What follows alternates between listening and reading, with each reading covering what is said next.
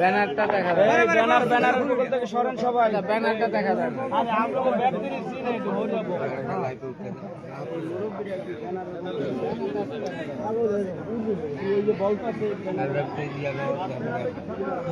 বিসমিল্লাহির রহমানির রহিম।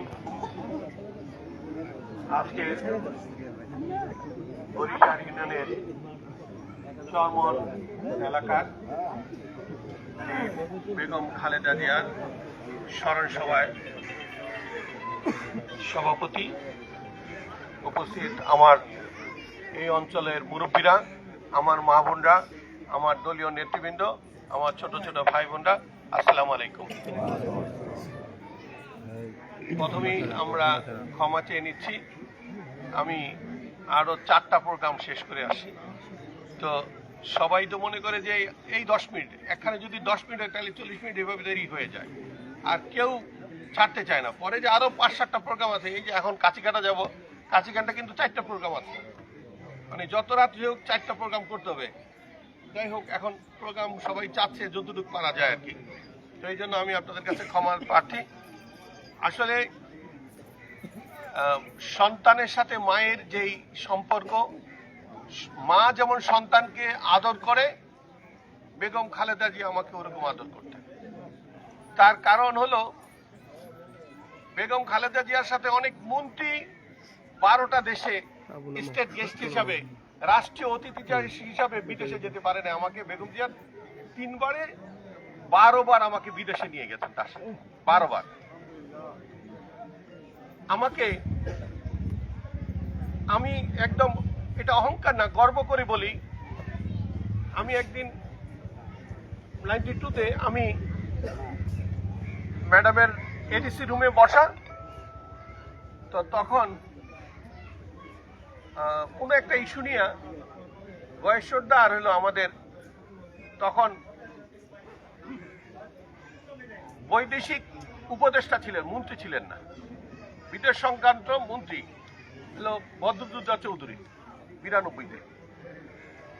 তো ওনারা দেখা করতে আসছেন ম্যাডামের সাথে, আমি বসা হলো এডিসি রুমে, আর ওনারা দুজন হলো ফালু সাহেবের রুমে।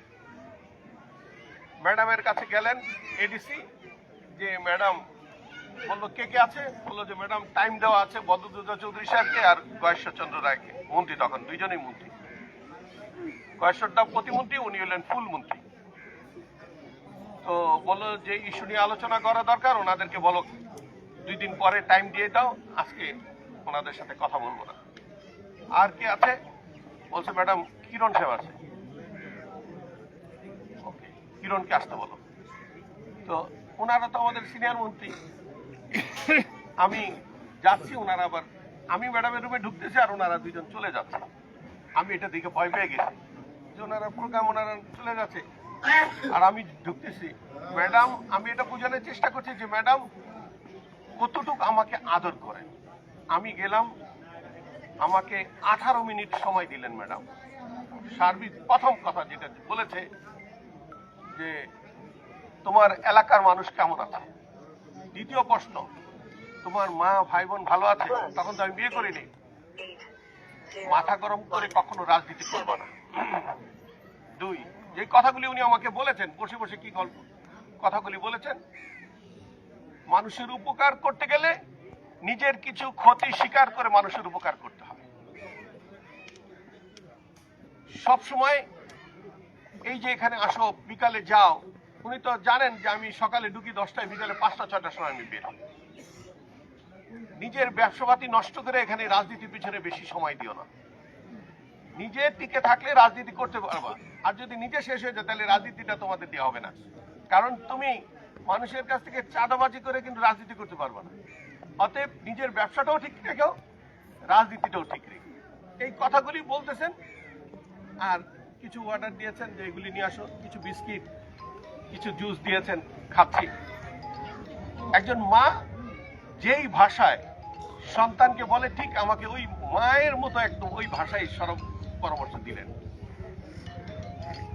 আমি এই হাইবুল্লাহ কলেজ যখন 93-তে বানালাম, তো 94-তে আমাদের কলেজের ছেলে মেয়েদের আমি কলেজে আসি তখন প্রিন্সিপালের কাছে, তখন মুবারক সাহেব ছিলেন নাজিবউদ্দিন কলেজের প্রিন্সিপাল সাহেব, যে রিটায়ার্ড করেছেন, উনি জয়েন করেছিলেন আমাদের কলেজে।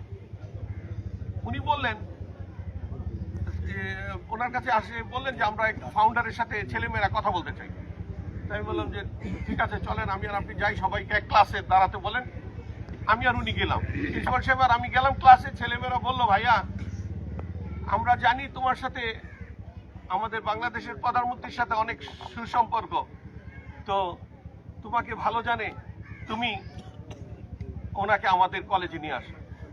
আমি বললাম, ছোটবেলা বাচ্চারা কোলে উঠে বলতো ওই চারটা এনে দাও, তো চাঁদের মতো টাইনেই না কপালে একটা টিপ দিয়ে দিতাম।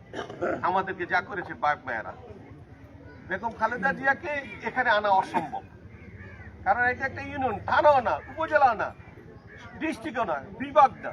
সেখানে বেগম জিয়াকে আমার মতো লোক, আমি তখন সৈয়দপুর জেলা বিএনপির ভাইস প্রেসিডেন্ট, এবং আমি দায়িত্বশীল লোকটা, কিন্তু ওখানে জেলার প্রেসিডেন্টও না, জেলার সেক্রেটারিও না, এবং সেন্ট্রালে আমার কোনো পজিশনও নাই। এটা আমি ওদের কথাটাকে উড়িয়ে দিলাম। তো ঠিক তার পরের দিন আমি ঢাকা গেলাম। ঢাকা গিয়ে আমি এডিসিকে জিজ্ঞেস করলাম, ম্যাডামের অবস্থা কি ব্যস্ত? বলে যে হ্যাঁ আসবেন। আমি বললাম হ্যাঁ। বলে যে তাহলে এখানে খেন।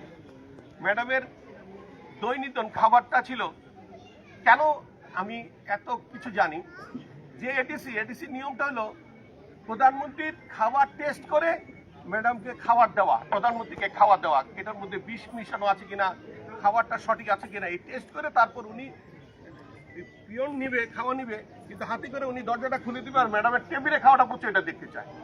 এইভাবে প্রধানমন্ত্রীদের খাবার যায়। খাওয়াটা আসতো ওনার বাসা থেকে। উনি লাউ আর চিংড়ি পছন্দ করতেন, আর মলমদি মাছ, আর প্রচুর লতি চিংড়ি মাছ, করলা ভাজি, আর ডাল, তেলমরি ছাড়া ডাল, আর বেদেনার জুস অথবা জামের জুস। জাম ছোট চুরিটা কাইটা কাইটা জামটাকে দিয়ে ব্লেন্ডার দিয়ে জুস বানাই দিয়ে ওইটা খেতে। এই হলো ওনার খাবার। আর সোমবার বৃহস্পতিবার দিনে উনি রোজা থাকতেন। আমি জ্বলন্ত সাক্ষী যে বৃহস্পতিবার এবং সোমবার উনি রোজা থাকতেন। তো এই হুজুর যে খাবারটা নিয়ে আসতো, এই হুজুর ম্যাডাম বাংলাদেশের যে ডিস্ট্রিক্টে যেতেন, হুজুর একজন ছিল, এখনো আছে, উনি নামাজ পড়াতেন এবং হুজুর সাথে সাথে যেতেন। ওই হুজুর ম্যাডামের গাড়ি দিয়ে ম্যাডামের খাবারটা বাসা থেকে আনতেন। তো আমরা কি করতাম, বাসা থেকে যেই খাবারটা আসতো আমাদের জন্য আবার একটা টিফিন কারি দিয়ে আসতো, আর ম্যাডাম খেয়ে যেটা থাকতো ওইটা আর ওইটা মিলে আমরা 5-7 জন এডিসি রুমে খেতাম। মানে উনি 3 বার প্রধানমন্ত্রী ছিল, অন্তত 8 বছর ম্যাডামের খাবার, ম্যাডাম যেটা খেয়েছে আমরা খেয়েছি। মানে ম্যাডামের ভাতটা আমরা খেয়েছি, ম্যাডাম যেটা খেতেন ওই তরকারি দিয়ে আমরা দুপুরের ভাতটা খেয়েছি। প্রতিদিনই আমার ওখানে আড্ডা ছিল। বিদেশে গেলে আমি অনেকে রিকোয়েস্ট করে ওই ম্যাডামের গ্রুপে যেতে পারতেন না, কিন্তু ম্যাডাম বলে দিত কিরণকে এই গ্রুপের মধ্যে কিরণের নামটা দিয়ে দিও। এই এডিসি ছিল গোসারহাটের ছেলে, এখন সচিব। উনি ছিলেন ম্যাডামের প্রটোকল অফিসার শামসুল আলম। উনি ম্যাডামের প্রটোকল অফিসার ছিলেন। উনি আমার নামটা দিয়ে দিতেন, এবং ম্যাডাম গেলেই বলতেন, যখন আমার 50 ফ্লাইট, তখন বলতো যে যারা যারা আমরা 30-40 জন যারা ব্যবসায়ী ছিলাম, রাজনৈতিক লোক ছিলাম, তাদেরকে ম্যাডাম ওই প্লেনের মধ্যে বসে একজন একজন ডাকতেন যে কি শিখে আসলা বিদেশ থেকে। তো এই কথাগুলি, যৌক্তিক কথাগুলি, যারা ভালো কথা বলতো, রিয়েলি অনেকে যায় ঘোরাঘুরি, বেগমজিয়ার সাথে ঘুরে আসছি। আমরা যারা গিয়েছি, আমরা যেমন আমাকে যতবার জিজ্ঞেস করেছে, আমি নতুন কথাগুলি বলেছি। আমারে বলে কি শিখলাম, আমি বললাম দেশটা ডেভেলপ হলো কিভাবে শিখলাম, আর দেশটা ডেভেলপ করা যায় কিভাবে এই পরিকল্পনা করলাম। আমাকে জিজ্ঞেস করতেছে, মালয়েশিয়াতে 93-তে গেছি, যাওয়ার পরে জিজ্ঞেস করলো, এই তুমি কি শিখলা, এই যে মালয়েশিয়াতে ঘুরে আসলা, কি শিখলাম, মালয়েশিয়াতে কি শিখলাম। আমি বললাম ম্যাডাম, খুব পুঙ্খানুপুঙ্খানুভাবে যখন প্রধানমন্ত্রীর সাথে কথা হলো, আমাদের যখন ডিনার পার্টি দিল প্রধানমন্ত্রী দপ্তরে, তখন মন্ত্রী তো আমাদের টেবিলে বসছে, তোমরা কিভাবে দেশটা চালাও এবং তোমরা কিভাবে ডেভেলপমেন্টটা করলা, ঋণ ছাড়া কিভাবে তোমাদের দেশটা আগালো, সের উপরে কথা বলেছি। সাথে সাথে আমাদের বাংলাদেশটা আমরা চিন্তা করেছি, বাংলাদেশ এভাবে আগাচ্ছে না কেন। আর আপনার এখান থেকে এসে যেই স্বরাষ্ট্র প্রতিমন্ত্রী ছিলেন ম্যাগাজুনের মালয়েশিয়ার, তার সাথে আমার পূর্বের একটা সম্পর্ক ছিল 91। এই ম্যাগাজুনেটকে আপনাকে সেল করে চলে আসছি, বলে যে কেমন যে বাংলাদেশের প্রধানমন্ত্রী আসছে তোমাদের দেশে, বাংলাদেশ থেকে অন্তত 10 লক্ষ লোক পাঠাইতে, এবং এটা ডিক্লেয়ার করো তোমার প্রাইম মিনিস্টারকে দিয়া, ম্যাডাম খুশি হয়ে যাবে। বলে তাই নাকি? আমি বললাম এই যে এই ম্যাগাজুনেট দিয়ে এই কাজটা ম্যাডাম করেছে। বলে সাবাস। তারপর থেকেই বাংলাদেশ থেকে মালয়েশিয়াতে লোক সংখ্যা বেশি যাওয়া আরম্ভ হলো, এবং প্রত্যেকটা, আমি যখন ইটালিতে গেলাম ম্যাডামের সাথে, আমারে বললো তুমি কি শিখে আসছো? আমি বললাম ম্যাডাম কিছু শিখি নাই, আমার তখন গার্মেন্টস। আমি বললাম আমি 12 লক্ষ ডজনের গেঞ্জির অর্ডার নিয়ে আসি। সাবাস। মানে ম্যাডামের সাথে গিয়ে যখন ব্যবসায়ীর সাথে মিটিং হলো, তখন আমি ওই আর্মিদের, ইটালিয়ান আর্মিদের এই সাদা টি শার্ট, গ্লিস হোয়াইট টি শার্টের 12 লক্ষ ডজনের আমি অর্ডার নিয়ে আসি। তো সবাইকে বলতেছে দেখো ওর বয়স কত, ওরে যতগুলি সফরে নিয়ে গেছে প্রত্যেকটা সফরে ওর কৃতিত্ব আছে, ওদের কিন্তু বেশি করে বিদেশে যাওয়া উচিত আমাদের সাথে। তো আল্লাহর মধ্যে দেখেন উনি কত চৌকস ছিলেন, যে যাকে নিয়ে যেতেন এবং যে দেশের জন্য বৈদেশিক মুদ্রা নিয়ে আসতেন এবং বড় বড় কাজ নিয়ে আসতেন, তাকে আবার রিপিট করতেন। পরের সময় দেখতাম সে ওই গ্রুপ আবার আমার সাথে, আমিও তাদের সাথে আছি। এই যে দূরদর্শিতা ছিলেন, এই যে চৌকস ছিলেন এবং চিন্তা করতেন এবং এই যে প্ল্যানিংটা করতেন, এটাই এই দেশটাকে উনি যে সততার সাথে আগে নিয়ে গেছেন, এটাও তার প্রধান কারণ হয়ে থাকতে পারে। আমরা দেখেছি উনি কোনো, আমি দেখেছি সরকার পরিবর্তন হলে ওই যে যারা খাওয়া টাওয়া দেয়, ওয়েটার থাকে না পর্যটনের, তারা ওখানে ডিউটি পড়ে, তাদের সাথে কথা বলার সময় ওখানে বেগম জিয়ার অফিসের সিঙ্গারাটা খুব মজা। তো বিকালের দিকে সালাউদ্দিন সাহেব এপিএস যখন ছিলেন, এখন যে বিএনপির স্পোক্সম্যান, উনি সিঙ্গারা অর্ডার দিতেন, কলিজার সিঙ্গারা, খাসির কলিজার সিঙ্গারা। তো সিঙ্গারায় বলে যে আপনার সরকার আসলেই এটার বরাদ্দ অর্ধেক করে ফেলে। আমি বললাম কেমন? বলে দেখেন 96-তে আওয়ামী লীগ ছিল, ওপেন ছিল, যে যা খাইতে চাই খালি দাও। ম্যাডাম এসে বলছে যে এই বরাদ্দ কত টাকা, প্রাইম মিনিস্টারের জন্য এন্টারটেনমেন্টের মনে এই আপ্যায়ন খরচ কত? বলে যে 100 টাকা। বলে যে এটাকে 25 টাকা করো। বলে যে এটা একটু টাইট হয়ে যাবে। বলে যে 50 টাকা করো, পরের বছরে এটাকে 25 টাকায় করে নিয়ে আসবে। তার মানে ওনার খরচও উনি কাট করে নিয়ে আসছেন। এটাও আমাদের জন্য একটা শিক্ষা, যে তুমি প্রতিদিন যদি ঘুষ দিয়া ভাত খাও, তাও চলবে। আর যদি এই প্রতিদিন ঘুষটা দিয়ে না খেয়ে শাকসবজি দিয়ে তুমি খাও, সপ্তাহে একদিন ঘুষ খেতে পারো, সেই টাকাটা দিয়ে অন্য কাউকে শেয়ার করো, অন্য একটা গরিব মানুষকে সাহায্য করো। এই কথাগুলি, এই জিনিসগুলি উনি শিখাই দিয়ে গেছেন। দেখবেন এটা শুধু মুখে বলছি না, বেগম খালেদা জিয়ার সরকারের সময় বাংলাদেশের প্রধানমন্ত্রীর যে এন্টারটেনমেন্ট খরচ কম্পেয়ার করে দেখবেন আগের সরকারগুলি এবং ওনার পরের সরকারগুলির খরচ আর বেগম জিয়া, তাই প্রমাণ হয়ে যাবে। ইনশাআল্লাহ বিএনপি রাষ্ট্রীয় ক্ষমতা আসলে এগুলি প্রকাশ করবে, বেগম খালেদা জিয়া তার দৈনন্দিন খরচ কত টাকা আর তারপরে সরকারগুলি দৈনন্দিন কত খরচ করেছে, এ প্রমাণ হয়ে যাবে আমরা কার নেতৃত্বে রাজনীতি করেছি, কে আমাদেরকে রাজনীতি শিখিয়েছে। আমরা একজন আদর্শিক নারীর রাজনীতি করেছি, যেই রাজনীতি থেকে আমাদেরকে আদর্শ শিখিয়েছে। আমরা চিন্তা করেছিলাম, স্বপ্ন দেখেছিলাম বেগম খালেদা জিয়া চতুর্থবারের মতো প্রধানমন্ত্রী হবেন এবং দেশটা একটা ফরম্যাটে নিয়ে আসবেন। দুর্ভাগ্য আমাদের জাতির, আমরা শোকাহত। ওনার যে সুদর্শন নেতৃত্ব, এভাবে নেতৃত্ব দিয়ে দেশটাকে যেখানে আগে নিয়ে যেতে পারতেন, সেই স্বপ্নটা উনি বাস্তবায়ন করে যেতে পারেন নাই।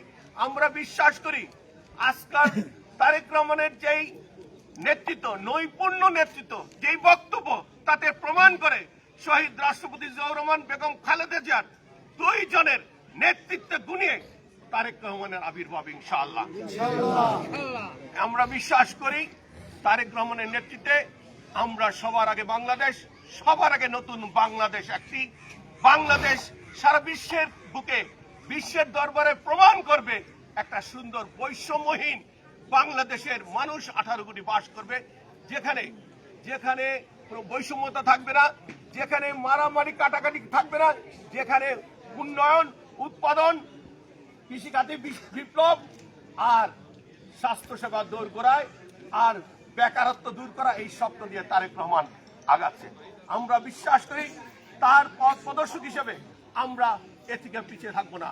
আগামীতে যে জাতীয় সংসদ নির্বাচন আসবে, সেই নির্বাচনে 12 ফেব্রুয়ারিতে ইনশাল্লাহ আমাদের দেশের মানুষ কোন মার্কায়, ধানের শীষ মার্কায় ভোট দিয়ে, আমি জানি এই এলাকা বগুড়ার সাথে এই এলাকার কম্পিটিশন হবে। বগুড়া ফার্স্ট হয় না, এই এলাকা ফার্স্ট হয়। আমরা বিশ্বাস করি বগুড়া এর সাথে ফেল করবে। এই দেশের 99% ভোট তারেক রহমান, বেগম জিয়া এবং শহীদ রাষ্ট্রপতি জিয়াউর রহমানের মার্কায়, ধানের শীষ মার্কায় পড়বে ইনশাআল্লাহ। আমরা বিশ্বাস করি এদেশের মা বোনরা অপেক্ষায় আছে 12 তারিখের জন্য। এই খবর আমার কাছে আছে, অপেক্ষায় আছে। এখানে কোন যারা ব্যস্তের টিকিট বিক্রি করেন তারা উড়ে গেছেন, তাদের অবস্থা নাই। ব্যস্ত, সততা, নিষ্ঠা, 5 ওয়াক্ত নামাজ পড়েন, আল্লাহকে ভয় করেন, জাহান্নামের আগুনকে ভয় করেন, মৃত্যুকে বারবার স্মরণ করেন, মসজিদের সাথে সম্পর্ক রাখেন, অন্যের হক নষ্ট করবেন না, মাদক ব্যবসায়ীদেরকে ছিন্ন করেন সম্পর্ক, তাদেরকে বিতাড়িত করেন। আপনি সঠিকভাবে বিচার করেন, অন্যের আতাইল ঠেলে আরেকজনের আতাইলের মধ্যে ঢুকাই দিয়েন না, বিচার করে ঘুষ খায়েন না, ইনশাআল্লাহ আমরা ব্যস্তে যাব। আর যদি অন্যের হক নষ্ট করি তাহলে কি ব্যস্তে যেতে পারবো? অতএব কাউকে মার্কায় ভোট দিলেই যে হুজুরা যখন বলে তখন খুব লজ্জা বোধ করে যে আপনি ওই পক্ষকে ভোট দিয়ে দেখেন ময়রা আপনি ব্যস্ত যান কিনা, ছাগলের মতো কথা বলে। হলো এটা বলতে পারে যে আপনি ময়রা দেখেন। আল্লাহ যদি না মারে, হে মরার কে? আমরা ইচ্ছা করলে কি মরতে পারবো? যদি আল্লাহ আমাদেরকে না নেয় আমরা মরতে পারবো? আল্লাহ যদি কবুল করে যে আর 1 সেকেন্ড সময় দেওয়া যাবে না, তখনই আমাদের মৃত্যু হবে। তার আগে পৃথিবীর সমস্ত লোক যদি চেষ্টা করে আমাকে মারতে পারবে। তো আমরা এটা বিশ্বাস করি, মুসলমান হিসেবে এটা বিশ্বাস করি। অতএব আমরা চাই সবাই আমরা যা বাস্তব, যা সঠিক, ইসলাম কাউকে বরাদ্দ দেয় নাই, ইসলাম কাউকে কারো বরাদ্দ দিয়ে দেয় নাই যে তুমি ইসলাম নিয়ে বিক্রি করো। নো, ইসলাম আমাদের সকলের, ইসলামকে সঠিক পথে পরিচালনা করা আমাদের নৈতিক দায়িত্ব। যাহা সঠিক, যাহা কোরআনের মধ্যে আছে, তার বাইরে সাধারণ মানুষকে অন্যদিকে ধাবিত করার চেষ্টা করেন না। কখনোই ইসলাম এলাও করে না যে কোনো একটা পক্ষকে ভোট দিলে জান্নাতে চলে যাবে। ইহা যারা বলবে তারা জাহান্নামের আগুনে পড়বে, যারা এই কথা বলবে তারা জাহান্নামের আগুনে পড়বে। তাই তো অনেক বিকাল হয়ে গেছে, সবারই খিদা লেগে গেছে। আর বিশেষ করে আমার মা বোনরা আছে, আমাদের মা বোনদের কাছে আমি দোয়া চাই, বেগম জিয়ার জন্য দোয়া চাই। রব্বুল আলামিন যেন বেগম জিয়াকে জান্নাতবাসী করেন।